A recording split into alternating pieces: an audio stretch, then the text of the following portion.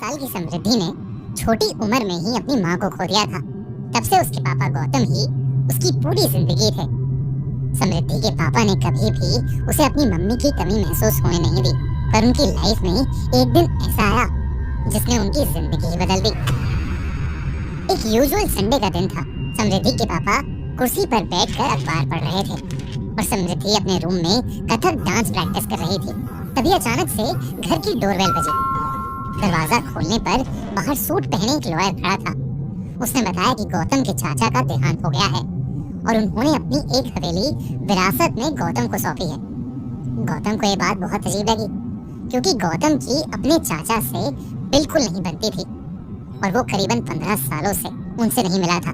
पर जब उस लॉयर ने पूरा पेपर वर्क दिखाया तो गौतम को समझ आया कि ये सब सच था।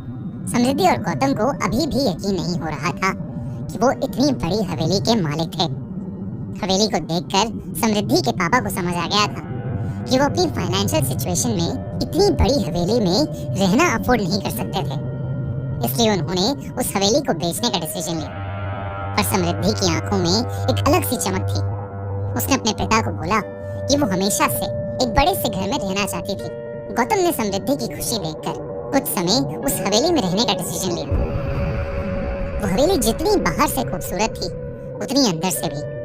समृद्धि की खुशी का ठिकाना ही नहीं था।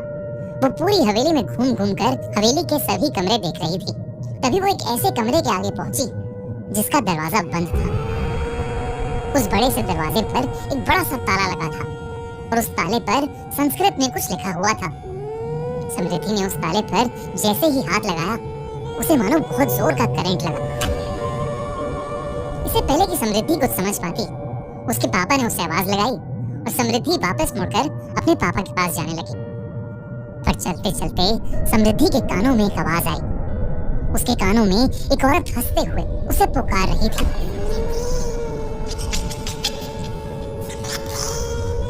समृद्धि अचानक से वो आवाज सुनकर पीछे मुड़ी, लेकिन तभी वो आवाज आनी बंद हो गई। समृद्धि ने इसे अपना वहम समझा और वो अपने पापा के पास चली गई। उस रात गौतम और समृद्धि अपने अपने कमरे में सो रहे थे, पर तभी गौतम की नींद एक आवाज से खुली। गौतम को पास के कमरे से घुंघरू की आवाज आई। गौतम ने सोचा कि शायद समृद्धि अपने रूम में डांस प्रैक्टिस कर रही होगी, इसलिए वो फिर से आंखें बंद करके सोने की कोशिश करने लगा। पर घुंघरू की आवाज धीरे धीरे तेज होने लगी। ऐसा लग रहा था कि जैसे घुंघरू पहनकर कोई गौतम के पास आ रहा हो। इससे पहले गौतम कुछ समझ पाता, घुंघरू पहने कदमों की आवाज उसके बेड के पास से आने लगी। गौतम तेजी से उठा तो उसने देखा कि कमरे के अंदर कोई भी नहीं था। अब गौतम को कुछ अजीब लगने लगा था। वो उठकर समृद्धि के कमरे की तरफ गया। समृद्धि के कमरे में पहुंचकर उसने देखा कि वो कमरे में थी ही नहीं। अब गौतम को टेंशन होने लगी थी। वो समृद्धि को आवाज देकर पुकारने लगा। उसने हवेली की लाइट जलाने की कोशिश की, पर कोई भी बटन काम ही नहीं कर रहा था। गौतम ने कमरे के बाहर पड़े एक लैंप को उठाया और उसे जलाकर हवेली में समृद्धि को ढूंढने लगा। घूमते घूमते गौतम को फिर से घुंघरू पहने किसी के चलने की आवाज आई। गौतम उसी आवाज का पीछा करने लगा। गौतम जितना उस आवाज के करीब जाता, वो आवाज उससे उतनी ही दूर जा रही थी। लेकिन उस आवाज का पीछा करते हुए गौतम ने खुद को एक कमरे के बाहर खड़ा पाया। उस कमरे का दरवाजा खुला हुआ था और उस कमरे के बीचों बीच में गौतम को कुछ ऐसा दिखा जिससे उसकी रूह कांप गई। उस कमरे के अंदर एक लड़की साड़ी पहने घुंघरू डालकर डांस कर रही थी। इससे पहले वो कुछ समझ पाता, गौतम को उस लड़की का चेहरा दिखा और उसका दिल दहल उठा। वो लड़की कोई और नहीं बल्कि समृद्धि ही थी। पर समृद्धि बिल्कुल भी नॉर्मल नहीं लग रही थी। उसने बहुत सारा मेकअप किया हुआ था और वो मेकअप उसके पूरे चेहरे पर फैला हुआ था। उसके बाल बिखरे हुए थे और वो बंगाली भाषा में कुछ गाना गा रही थी। गौतम ये सब देखकर बहुत डर गया और वो दौड़कर समृद्धि के पास गया। उसने जैसे ही समृद्धि के कंधे पर हाथ रखा, समृद्धि ने मुड़कर जोरों से एक चीख मारी और गौतम की छाती पर अपना हाथ मारा। गौतम समृद्धि का हाथ लगते ही कमरे से बाहर जाकर गिरा और उस कमरे का दरवाजा गौतम के मुंह पर बंद हो गया। ये वही कमरा था जिस पर समृद्धि को सुबह ताला दिखा था। गौतम उठकर जोर जोर से उस दरवाजे को पीटने लगा। वो कुछ भी करके समृद्धि को वहां से बाहर निकालना चाहता था। गौतम पागलों की तरह उस दरवाजे को ठोकने लगा। तभी उसे अपने पीछे से एक आवाज आई जिससे वो रुक गया। पापा, आप ये क्या कर रहे हो? गौतम ने जैसे ही पीछे मुड़कर देखा, उसके पीछे नाइट सूट पहने समृद्धि खड़ी थी।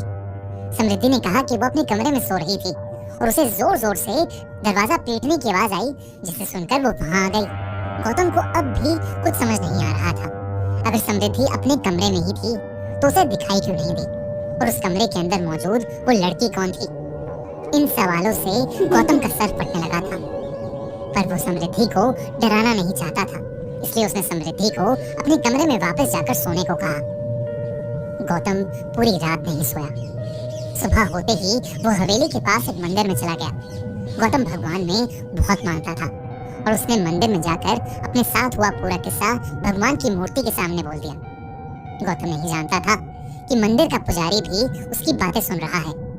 जैसे ही गौतम मंदिर से जाने लगा, मंदिर के पुजारी ने उसे रोक कर पूछा कि आखिर वो रहता कहाँ है। और जब गौतम ने उसे बताया कि 2 दिन पहले ही वो पास वाली हवेली में रहने आया था, तो उस पुजारी का चेहरा सफेद पड़ गया। उसने गौतम को उस हवेली से तुरंत निकल जाने को कहा। जब गौतम ने पुजारी से बात की तो उस पुजारी ने बताया कि कई सालों पहले उस हवेली में एक राजा रहता था और मंजुलिका नाम की एक लड़की हवेली में नाच गाकर सबका मन बहलाती थी। पर धीरे धीरे राजा को मंजुलिका से लगाव होने लगा। पर मंजुलिका अपने साथ नाचने वाले एक साथी से बेहद प्यार करती थी। उस राजा को जैसे ही इस बात का पता चला, जलन और गुस्से की आग में उसने मंजुलिका और उसके साथी दोनों को ही जान से मार दिया। मंजुलिका की मौत हो गई, पर उसकी आत्मा उस हवेली में ही रह गई। और आज भी मंजुलिका की गुस्से से भरी आत्मा उसी हवेली के एक कमरे में बंद है। गौतम को अब सब कुछ समझ आ गया था। जो कल रात को उसे दिखी वो कोई और नहीं बल्कि मंजुलिका थी। और अब उस हवेली में रहना उसके और समृद्धि के लिए खतरे से खाली नहीं था। वो उसी पल समृद्धि को लेकर वहां से जाना चाहता था, लेकिन जब वो घर वापस गया तो समृद्धि मंजुलिका वाले कमरे में बैठी हुई कल रात जैसे साड़ी और घुंघरू पहने हुए उस कमरे में पड़ा पुराना सामान देख रही थी। गौतम ने समृद्धि को वहां से चलने के लिए कहा, लेकिन समृद्धि वहीं रुकने की जिद करने लगी। जैसे ही गौतम ने समृद्धि को डांटा तो समृद्धि अचानक से गौतम पर ही हावी हो गई। उसने गौतम को उसकी गर्दन से उठा लिया और बंगाली भाषा में गुस्से से कुछ अजीब सा बड़बड़ाने लगी। कुछ ही पलों में गौतम की सांसें रुक सी गई थीं। वो दर्द के मारे छटपटा रहा था, लेकिन इतने में उस मंदिर का पुजारी कुछ लोगों को लेकर वहां आ गया और उसने तुरंत समृद्धि पर गंगा जल फेंका। समृद्धि ने गौतम को छोड़ दिया और वो वहीं बेहोश होकर नीचे गिर गई। गौतम और उस पुजारी ने वहीं पूजा करके उस कमरे को फिर से ताले से बंद किया और गौतम समृद्धि को लेकर उस हवेली से हमेशा हमेशा के लिए चला गया। उस हवेली को बेचना क्या, उस हवेली के आसपास जाने का भी ख्याल गौतम ने अपने मन से निकाल दिया। समृद्धि को आज भी नहीं पता कि आखिर उन्होंने वो हवेली क्यों छोड़ी, और ना ही गौतम उसे उस हवेली को छोड़ने की वजह बताता है।